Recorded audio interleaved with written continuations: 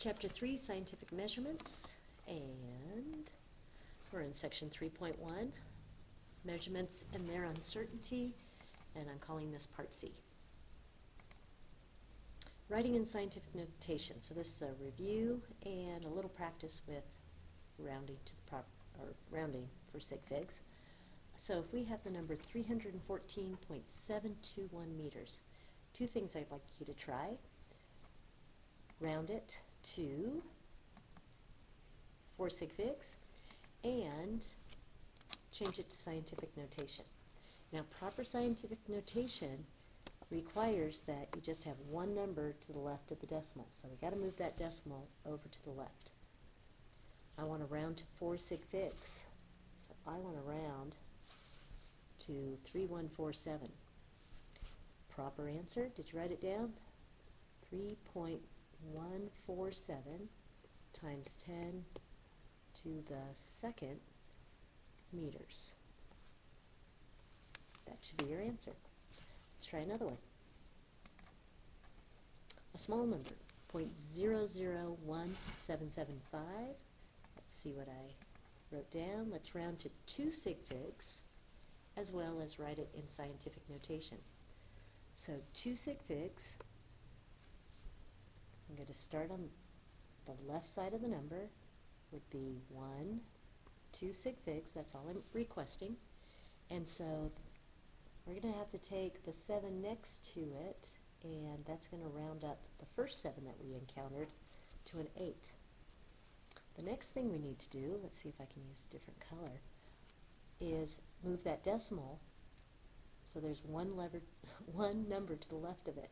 So I'm going to move that decimal 1, 2, 3 places to the right, and my number is now 1.8 times 10 to the negative third, and our units this time is a meter again.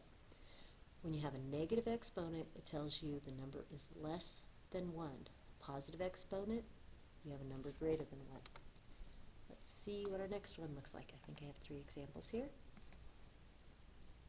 8,792, and let's round to 2 sig figs, just because that's about it, and scientific notation. So 2 sig figs, we only get the 8 and the 7, so the 9's going to force the 7 up.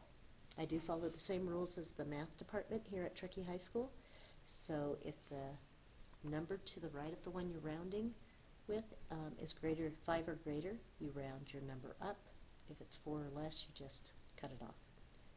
Alright, let's look at the movement of the decimal. It's understood to be here. We need to move it, so there's only one number to its left. So your final answer, if 2 sig figs, it'll be 8.8 times 10 to the third meters. Okay?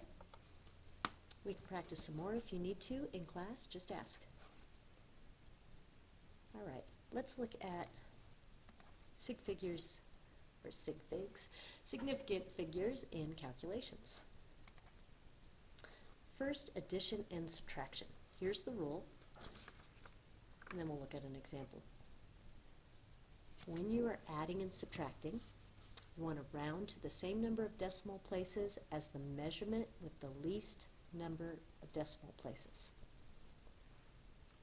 So let me show you what that looks like. Just pause if you need to write this down or wish to write it down. Let's look at an example. Next.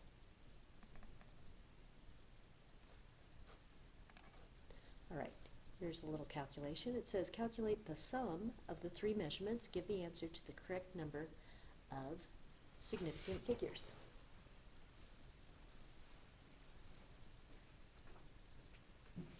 So you have 12.52, 349.0, and 8.24. So go ahead and use your calculator or do it longhand, whichever you prefer. Yes, I'm using my calculator. And when you add all those numbers together, I get 369.76 meters. it's like, well, that might be right, but that might not have the correct number of significant figures in it.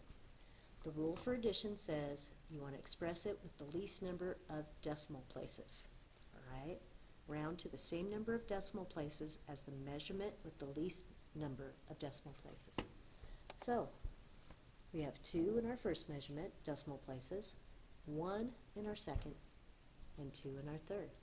So we need to take the sum and round it to just 1 decimal place. So that 6 is going to force the 7 to be a little bit greater.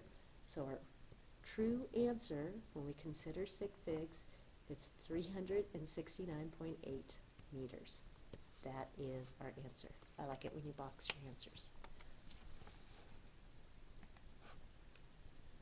These are giving you the rules for rounding.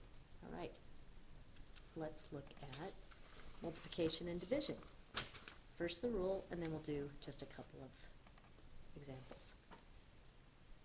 Multiplication and division, round the answer to the same number of significant figures as the measurement with the least number of significant figures. So again, pause if you would like to write this down. It'll help you. Let me show you a couple of examples.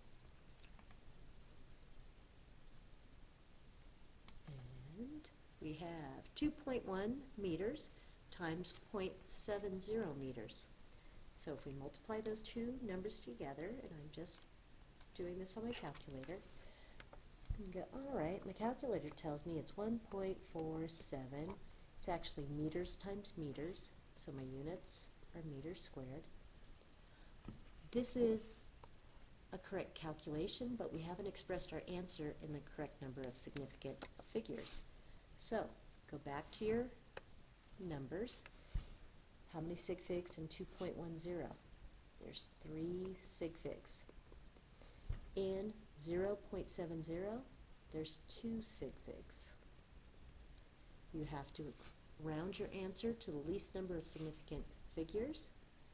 The 7's going to force the 4 to increase to 5. Our final answer should be 1.5 meters squared. Isn't this fun? I love it. Let's do another. Maybe. This time we have 7.55 meters times 0.34. So feel free to use your calculator again, or longhand, whatever you want to do. This time our answer comes out to 2.567 meters times meters. Units are meters squared. So we have a correct value here, but it's not expressed in the proper number of sig figs.